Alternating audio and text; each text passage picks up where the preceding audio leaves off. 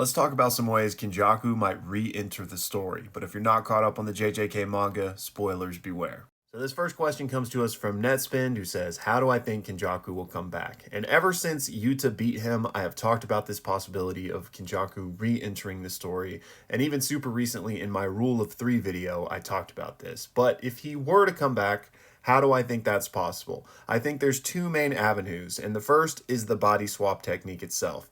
Really, we don't know how this works still. Even though Yuta is using it right now, even Yuta doesn't fully understand it, because even in this most recent chapter, he talked about how he doesn't know Kenjaku maintained the technique after using a domain expansion. So there is still mystery surrounding this thing, which means due to some nuance of how it works that we aren't aware of, he could have either had a failsafe in place to where he's okay, or it could be that since Rika ate the body for Yuta to copy the technique, some nuance of that could have placed part of him or his essence and allowed it to travel potentially through to Yuta or potentially through to Gojo. We just don't know how it works. So either via Yuta or Gojo or via some other avenue completely, like a different character, a different body, just based on how the technique works. Like maybe he could have had a failsafe over here. So that's avenue one, something with the brain technique that we don't know. Avenue 2 is via cursed object, because we know Kinjaku was the one that invented that game, right?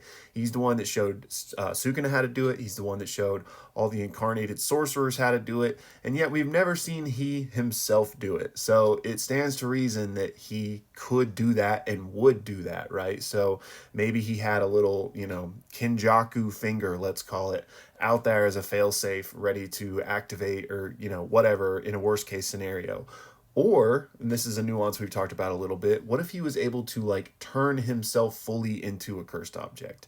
What if that brain that, the swapping technique was a cursed object? So again, the fact that Rika ate it or somehow transmitted it to Yuta could make him a potential vessel, not necessarily through the body swap technique, but through cursed object incarnation. So those are my most likely possibilities. And there's also a Tengen avenue. I'm yapping here, but we know that, his whole plan revolved around Tengen. Tengen remained as that fetus that he then sent to Sukuna, that Sukuna then ate. So could he have perhaps put any of his essence into that to then become the merger, or at least be some part of it? Maybe. So I'm not saying any of these things will happen, or if Kinjaku does come back, it has to be one of these ways. No, these are just my best guesses.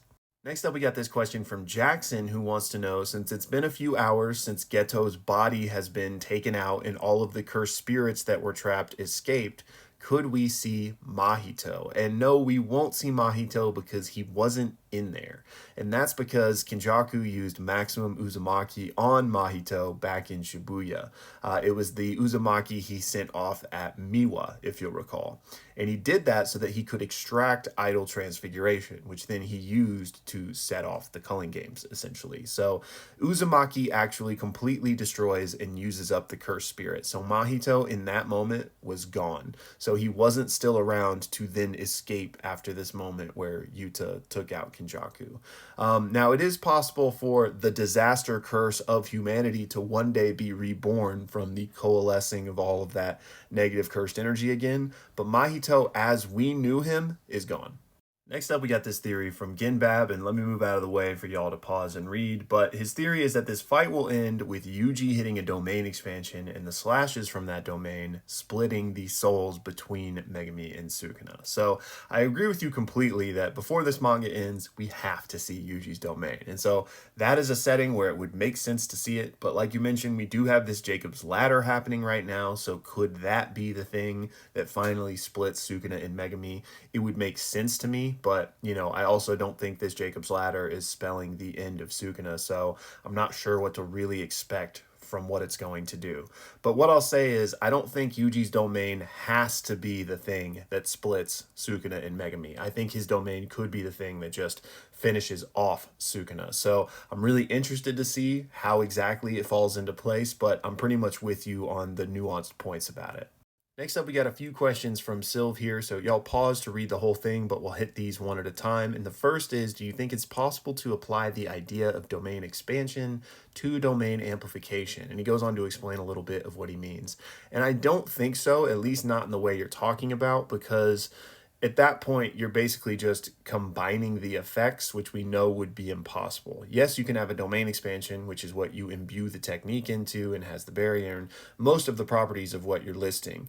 But you couldn't really, like a domain amplification, if we want to think of it as a domain expansion, you couldn't then imbue a technique into it, because at that point we've reached a contradiction, because you cannot use a technique and domain amplification at the same time.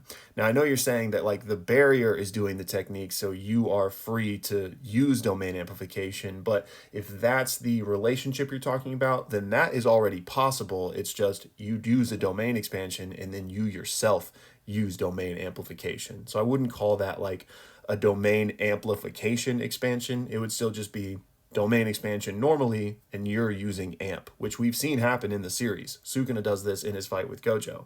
He pops the domain to cancel out Gojo's domain, and then he himself uses amplification to get through Gojo's infinity within the domain. And we saw him do this again against Yuta recently. So I think that idea is kind of what you're saying, and I don't think you could take anything beyond that, because then you're again going to reach a contradiction where you can't like have amp and a technique imbued into the same thing at the same time.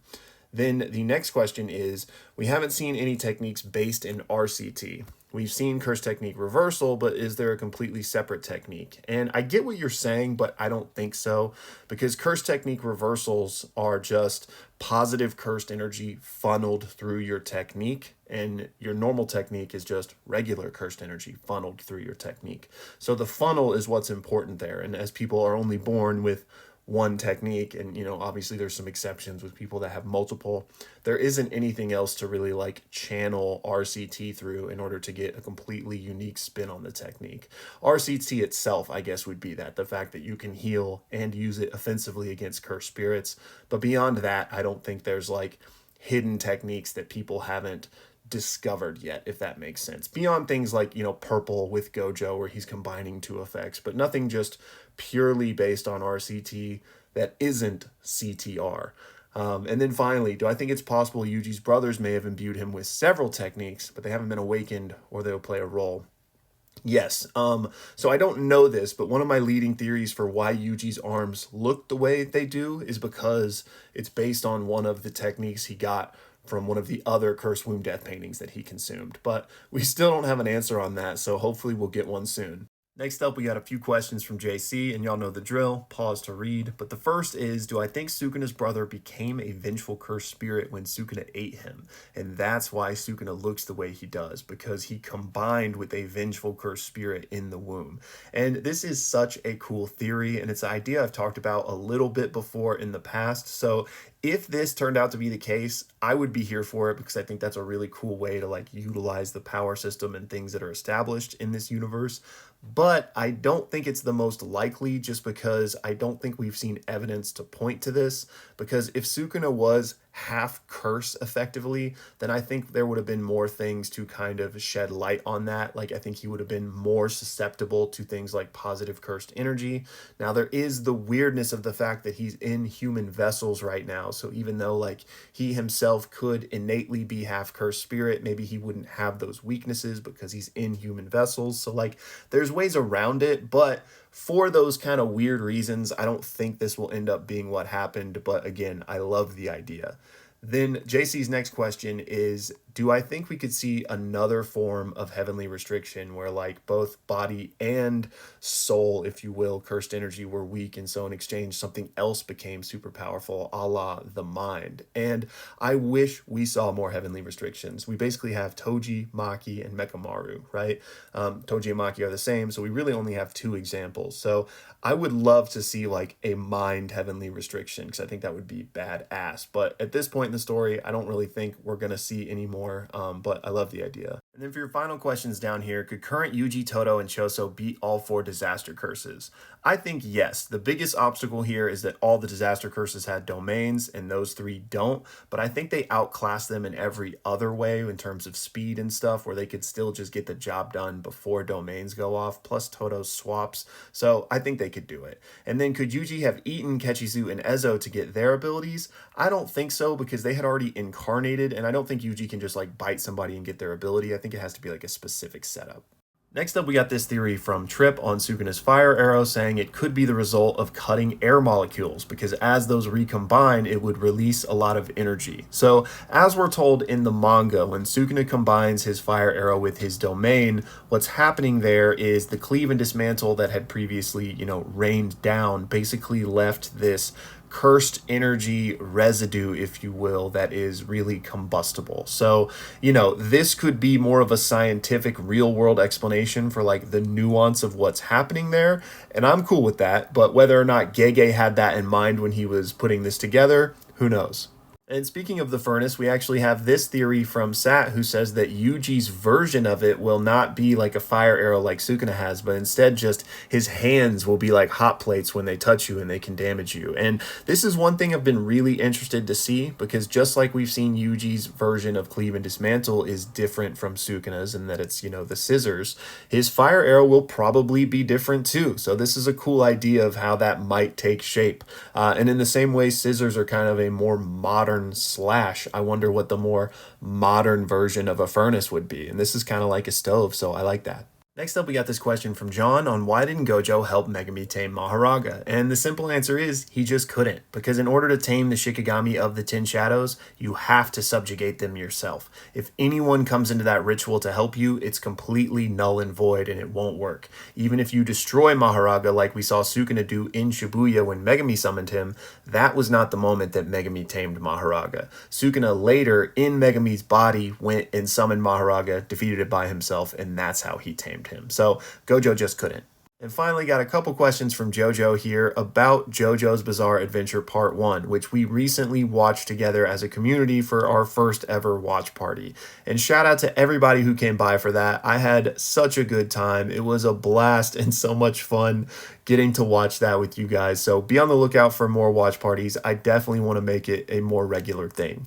But JoJo wants to know for my review of Part 1. And it was okay. JoJo's Part 1 is apparently universally considered to be the weakest part of the series. So my expectations were set accordingly. This was also a story that was written back in the 80s. It's definitely a product of its time. So I'm going to be honest, it wasn't the best. I wouldn't call it like high class or high fiction or anything like that, but it was enjoyable. It was entertaining. I would compare it to like a Fast and the Furious movie. I'm not going there to see any Oscar worthy of performances, you know what I mean? But it was so much fun to watch with you guys and learn about all of these memes that are from the JoJo community that I've always just kind of seen in passing. So I had a great time, and I'm excited to see the future parts of JoJo, which are apparently a lot better sometime down the road. And then his second question was, who is more evil, Dio or Sukuna? And let's get one thing off the bat here. They're both evil, but they are definitely different flavors of evil, if we can call it that. Sukuna kills indiscriminately, has no remorse about it. That's fine. But Dio is like far more personal in his evil.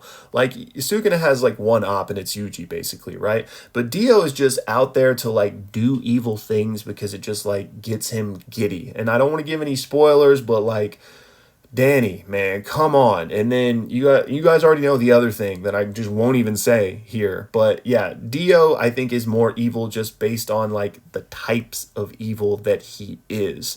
But yeah, both are terrible. Lock them both up, throw away the key. But let's kick Dio a few times in the face before we throw him down there. Anyways, y'all, that's all for this one. Special shout out to everybody who sent in a question. I really appreciate y'all. And thank you guys so much for watching.